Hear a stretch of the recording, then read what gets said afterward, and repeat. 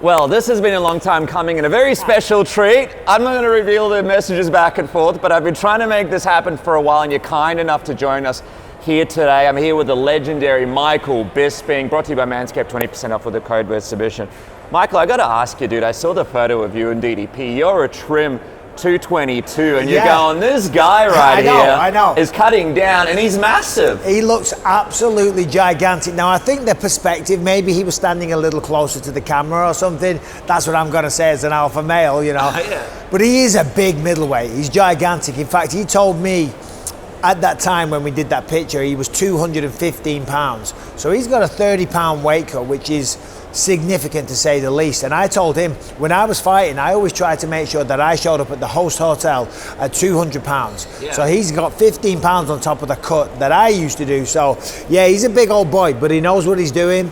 And I'm excited for the fight. It's going to be brilliant. Well, what's going on with this whole staph infection thing for Sean Strickland, man? Because what I'm hearing is, obviously, you know, if that is the fact, we know cardio is one of the things that's strong about Sean Strickland. This is maybe going to go into the 5 rounds. When you have staph, you've got to take antibiotics. It's going to affect your cardio. It's going to affect your weight cut. It's going to affect your workouts. How much do you think this is actually going to affect Sean being able to be at his best to deal with DDP, who's just going to be bull rushing him the whole time? Yeah, I mean, Dricus is going to go forward. We know that for sure. My wife's Australian. She flew in from LA yesterday, so I didn't see the press conference, but I saw some things on social media. He denies it. Did you see the photos of it? I didn't see the photos. What does it look like? Let me show you. All right, let's take a look. Yeah, because as I say, I didn't see the press conference yet. I saw some clips on social media. I saw that he denied it. He said he's the mustache that he has, he doesn't get staph, he gives staph and stuff like that. If he gives staph, that means he had staph, right? Well, maybe, but I don't think it's going to bother him too much. Have you had staph going into a fight before? I haven't, no. But I do know, I have heard that it affects the cardio if you're taking antibiotics and stuff. There's no way that that's just a bee bite. Yeah. I mean, listen, if that's what Sean says, that's what he says. I mean, the man wants to fight. I think the fight's going to go ahead. I think Sean Strickland, his style, he has cardio for days anyway. I've trained with Sean. He doesn't really get tired. He can push a pace. You guys had a fun interview. Oh, yeah. You had to take out some receipts. You had to be like, oh, remember that time we trained together, buddy? Nah, you know, like Sean, obviously, you know, I'm a little bit older these days, so people forget. You know what I mean? You look the same, man. Yeah. So, no. We trained a lot when Sean was younger. Obviously, I'm older now. That's just Sean's way. He's having a bit of fun. He's having a laugh, but it's like, hey, buddy, hey, hold on a minute. Have a bit of respect, bud. Yeah, I got to ask you, before we get back to that fight, there's been so many cool fighters emerge in your division. You know, Israel, you got up-and-comers like Imavov, Kaio, you got DDP, you got Khamzat now in the division. Is there anybody in the mix right now that you're like, man, I wish I could have just had that one fight with them when I was champion? You know, to be honest, Robert Whittaker was somebody that I was actually scheduled to fight twice. You had to have a surgery on your elbow. I had to have a surgery on my arm, and then when Whittaker fought Yoel, I went into the cage, acted like a prick, and we were going to fight then. But then, for whatever reason, I think Robert got injured. We were supposed to coach a season of The Ultimate Fighter against one another. And then Rob couldn't make that or something. And then he got injured, so that fight never fell through. Because there's a narrative online that I ducked Yoel and Robert. I went in and challenged the winner. Do you know what I mean? It's not my fault Yoel lost the fight and then Whittaker got injured. So in the meantime, GSP stepped in and then I lost the belt. What do you want me to do? And then I retired. I apologize. Yeah. Let me ask you this, man. But Robert's the man. So yeah, to answer your question, Robert Whittaker is always someone that I've had tremendous respect for. The way he fights, the way he carries himself, everything about him. I mean, who doesn't love Rob? Yeah, I want to see that big return. I wish he was on this card. I thought him versus Kaio could have been a great fight. Him versus Imavov could be a great fight. Him versus Strickland down the track could be a great fight. Yeah. Let me ask you this, man. Sean, he kind of didn't really take much out of this Khamzat win over Rob. He mentioned that he felt like Rob was a can in the fight. Khamzat came out. He's not really given him that kind of, not respect, but he's not really rating him in the middleweight division just yet. Do you believe him when he says this, or is this all just him hyping up a potential fight? Yeah, I mean, that's what Sean does. Sean doesn't seem to like him. He's certainly attacking him, you know, so you're not going to attack somebody and then big them up at the same time. And certainly that's not Sean's style. As we know, he likes to be controversial. He likes to talk a little bit of shit.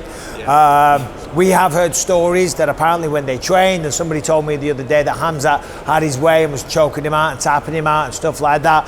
But the training room is one thing. What happens in a fight is very, very different. Like, for example, Quinton Rampage Jackson, I used to train with him. Of course. In the gym, like, he wasn't exactly a world beater because he didn't care. He didn't have an ego. He wasn't getting paid. He wasn't actually competing in the gym. But under the bright lights, when it mattered, that man was a ridiculously talented fighter. So you can't put too much stock into training. I tell you what though, Khamzat, what he did to Robert Whittaker was ridiculously impressive, right? No one's ever done that to Robert. I don't think Sean could do that to Robert. So that's just how good Khamzat is, and that's the skill set that he has. So I think he's a problem for anybody, whether it's Dricus or Sean. I mean, Dana White pretty much came out and said that Khamzat's going to be next. So whoever it is, they better be working their takedown defense. Just quickly on Rampage, are you surprised in that podcast with Kevin Holland he didn't just reach over the table and slap him? No, I'm not, no, because... What was your reaction to that? Yeah, look, listen, Kevin was a bit disrespectful, but I guess he was a few days out from a fight, and some fighters, they switch kind of personalities and they go into fight mode and they can get a little bit aggressive and the hackles start to come up. Rampage on the flip side, and this is what I always say, like these young up and coming fighters or fighters that are doing okay, but they haven't been the champion yet. They still have a chip on their shoulder because they still want to prove to the world they're as good as they think they are. They're as good as they believe they are. You know, they're as good as their coaches say they are. But the general masses around the world haven't seen it yet because they haven't become the champion. So they're pissed off. You know, they've still got a point to prove.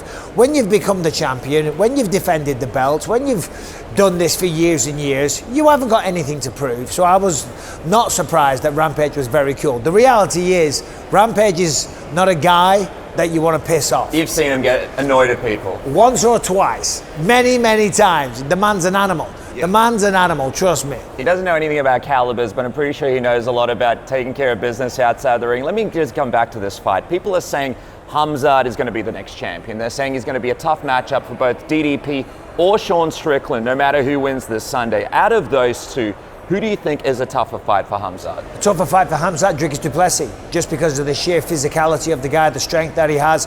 We've seen the wrestling ability that he also has as well. So I just think stylistically, yeah, for sure. I mean, we've seen Dricus was able to take down Sean in the first fight. You know, if Dricus can take him down, you got to think that Khamzat can take him down. And when Khamzat takes people down, he's a monster. Now, I will say this though, I've trained with Sean extensively. He's got a very, very tricky ground game. We just never get to see it. His ground game is phenomenal, and as we know, he's a cocky bastard. So when I first trained with Sean, we sparred a little bit, and then afterwards he's like, hey, just so you know, I'm even better on the ground. You know, it turns out he is even better on the ground, but I mean, we'll see what happens if that fight happens. With DDP, what do you think is his strategy for this one? Is he just going to keep pushing the pace on Sean, make him move backwards, win another dominant decision? Well, the first one was very close, but maybe make it a bit more dominant now, maybe add a couple of shots to his arsenal so it's even more dominant and he's able to land a little bit more? Or do you think he's going to try and take this to the ground early and sort of mix things up? Yeah, I think it's a bit of everything. I think he only fights one way, and that's why I love watching Dricus fight. He goes forward, he's very aggressive, he's a violent fighter. He's going to look for the finish, whether it's on the feet or on the ground. If he takes him down, I think he's going to look to try and, you know, establish a bit of position over submission, not be quite as relentless. If he gets him down, he's going to use that to his advantage. But I think he's going to look to finish him. He just loves to jump on shit. Whether it's a submission, whether it's a ground and pound, he's going for the finisher. So Sean's got to be ready. But on the flip side, Sean's got to bring a different game plan as well, regardless of whether or not, you know, in his mind, he won the last fight. Not according to the judges, and not according to the man that's walking around with the belt right now. He lost that fight, so he's under pressure to make the changes. So he's got to go forward. He's got to put Dricus on the back foot. Is that possible? He's got to try. He's got to try. How do you do that? Well, you got to go forward. You got to put him on the back foot. You got to use your boxing. And as he comes in, you got to throw knees to the midsection, elbows to the face. You got to be just as violent as the man coming at you. You know, not everyone's as slick and dangerous as somebody like Anderson Silva, where they can stay and someone do one shot and knock you out, right? And Sean doesn't really have that kind of power. He does have power, but not like that. So he's got to bite down on his mouthpiece, meet him head on, and turn it into an old-fashioned fight. Sometimes you just got to mentally switch on and say, fuck it. we're going for this. It's interesting. DDP has the high guard. I wonder if he'll be putting some water in the basement as well throughout the fight, because he can't hide damage to the body like he can when you get hit in the head. But I am curious, Alex Pereira in the corner, right? DDP has wanted to fight Alex Pereira for a while now. This whole thing's already started to build after the last Izzy fight. DDP's coach was even telling me, hey, one more title defense and then we want to go and fight Pereira. Now, obviously, he'll have Khamzat next, so that's going to be a tough matchup in itself. But if he does beat Khamzat, how do you see a DDP Pereira fight playing out at 205? Apparently, Pereira is not a fan of DDP, according to Sean Strickland. No, Sean said that Pereira has hate in his heart for Dricus. I'm not sure why. Dricus is a cool guy. Yeah. Anytime I've spoken to him, I think he's awesome. But who cares, right? I mean, they're going to fight at the end of the day, or if they are going to fight, it doesn't matter whether you like them, hate them, whatever. I think Dricus on the feet obviously would lose to Pereira, but we've seen Dricus take down most people that he fights. And we've seen that Pereira doesn't necessarily have the best wrestling. So I don't know. I'm not saying that Dricus beats him. We would have to see that one day. But I still think that Dricus has work to do at 185. Obviously, we've got Khamzat Chimaev. After that, we've got Imavov. There's Kyle Borhaio. There's a whole new generation of fighters coming through. Yes, Dricus, if he goes on this tear and clears out the division, he's earned the right to do that. And I would love to see it. And, I wish him the best. However, I don't like fighters jumping around the weight classes too much. It needs to be a minimum of 3 defenses before you even think about that. Well, this whole Ilia Topuria thing, right? Wild. He's here to corner his brother against Volkanovski's fighter in Colby Thickness, and now we're hearing that Ilya's not really keen on fighting Volko, and apparently Diego Lopez is going to be stepping in against Volkanovski, but he's literally just won the belt, right? Yeah. And that's an example of what you're saying.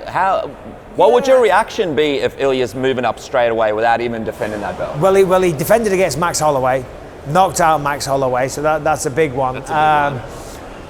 But if he moves up and stays up, then fair play. Yeah. We're all entitled to change divisions, and I'm hearing that might be what he's doing. Right. So if he does that, fair play. But if he's just going to go up and try and become a 2-weight division champ, I mean, I kind of get it, but I would like to see him rematch Volk, because Volk deserves it. And then there is other people. I mean, Diego Lopez, for crying out loud.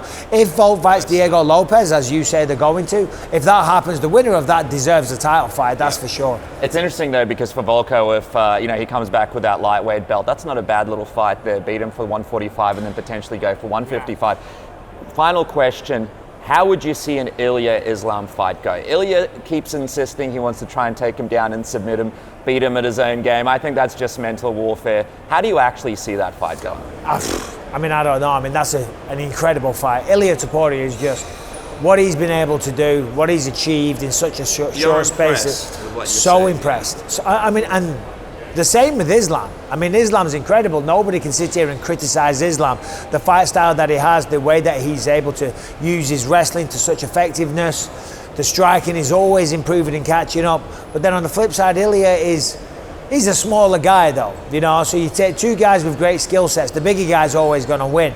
But if anyone can make that happen, it's Ilia Topuria. I mean, the man said what he was going to do right from the beginning, changed his bio to the champion of the world, knocked out Volkanovski, knocked out Max Holloway. He's knocking out everybody, so, and apparently he's even better at wrestling than what he is at boxing. So if that is the case, it'd be an interesting fight. Islam pound for pound for you, or is that still Jon Jones? I mean, activity counts, activity counts. So yeah, it was Jones, but now Islam has been a bit more active. Yeah, I think Islam Makhachev right now, but who knows? Who cares? I mean, Jon Jones is right there. He's got to fight Tom Aspinall. If he doesn't fight Tom, he had a big announcement today about working with an insurance company. Yeah. Way to make more fans. If anyone thought that he was going to announce a fight, they are out of their minds. Tom Aspinall, Jon Jones is one of the biggest fights the UFC will ever put on. Do you think that is going to be announced via Jon Jones's Twitter? No. Absolutely. It would be announced with a massive press conference at the back of a pay-per-view event. They would do it on the Friday or something like that when the world's media was there in attendance. They wouldn't allow Jon to just be like, I mean, Jon's his own man, he can do whatever he wants, but I doubt it would get announced via Twitter. And if anyone bought that, then shame on you. You're mates with Tommy. Sorry, I said last question 3 questions ago. You're all right. You're mates with Tommy. I mean, my wife just got here from Australia and she's like, where are you? Hanging out with these Submission Underground dickheads. That's right, Submission Underground. And when I say dickhead, I mean dickheads. This guy has texted me every day. It's true. I mean, Mike, what are you doing? Are you in the bath? I should never have given this guy my number. My God. Hey, did you give me your number? I probably found it on some kind of Reddit I will forum. say this, you are persistent. And I was like, I got to respect the persistency. And I'll be honest, I wasn't even messing you around. It's like I've just been so busy. And then on the one day that I am home, I have my own podcast and stuff like that. Then I have 3 children and a wife. I'm like, I've got a free day today. I was hiding in the bushes at the front of your house for the last few months. Yeah, no, I know. So, hey, but as I say, I respect the persistency. God bless you. Final question. Tommy's a great guy. You're close to him. Me and him chat on WhatsApp quite often. How do you see that fight playing out? How often do you hit Tom up? Well, not as much as you. I mean, look, I hide in everybody's bushes, I'm MMA media. We're all perverts. We are all perverts. How it is. How do you see that fight playing out between Jon Jones and Tom? I mean, I've said it for a while when Tom started knocking everybody out, and then on top of that, I know his jiu-jitsu level and his grappling and just the sheer size of him. I've always said he's like a heavyweight George St. Pierre. I think it's a problem for Jon Jones. But if there's anyone that can prove me wrong, it's Jon Jones. I mean, look at what he was able to do. And by all accounts, we all know he wasn't exactly living the life. He was out there, he was partying, he was, and he was still showing up and beating contender after contender after contender after contender. Now, granted, the stuff outside the octagon, whatever, but when you look at the stuff inside the octagon, you can't doubt the man. People forget about that. So, Islam is probably because of activity, maybe there. I don't know if he is. But people forget about Jones and what he did, and then he becomes the champion, and then, he beats Stipe. Now Stipe's over the hill, and granted, he's 42, but at heavyweight, it's not that old, and he looked bloody good beating him. So the point I'm making is, I said Tom beats him, but I don't know. The closer the fight gets, if it happens, I'm getting a little more concerned for Tom. But I still think Tom would probably do it. Okay, well, Michael, I'm going to let you go spend time with your wife. Yeah. I promise not to text you for the next few months. She'll be issuing divorce papers next soon few months? At this rate. Next few months, I'll send Give you me a few text. months, a few months, I don't want to block you. Okay. You know what I mean? It's your call. 3-4 months, and I'll hit you up again, back in the bushes. Michael Bisping, one of the greatest. Pleasure, sir. Thank you so much, man. I'm a big fan. Thank you very much.